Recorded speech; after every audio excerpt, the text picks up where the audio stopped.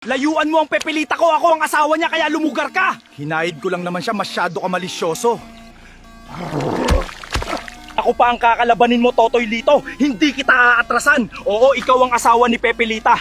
Pero mukha may pag-asa naman ako.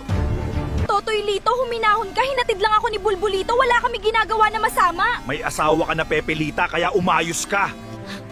Kahit na Pepelita, hindi ka na dapat nagpapahatid sa kung sino-sino. Yun lang, nagsiselos ka na agad.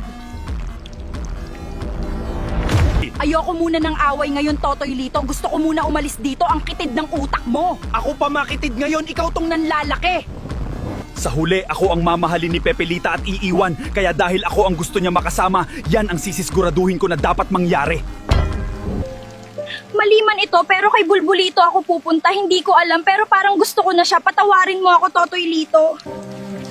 Hindi ko na matiis ang pag-uugali ni Toto Ito dahil sa selos, mananakit na lang. Hindi naman pwede yun. Wala naman kami ginagawa na mali. Ano ginagawa mo, Pepelita? Nag-iimpake ko ng gamit ko. Maghiwalay muna tayo ngayon, Totoy Lito. Ito ang dapat gawin.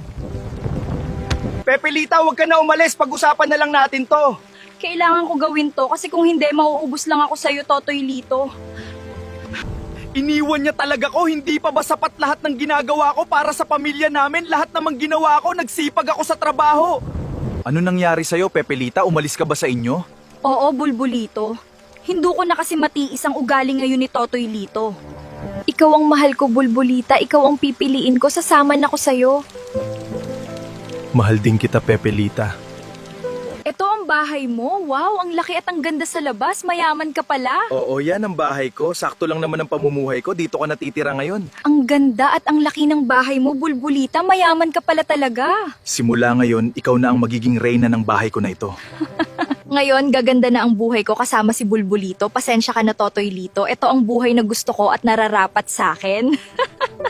Kung gusto nyo malaman kung ano gagawi sa amin ni Totoy Lito pag nahuli kami na magkasama ni Bulbulito, i-follow nyo na ko.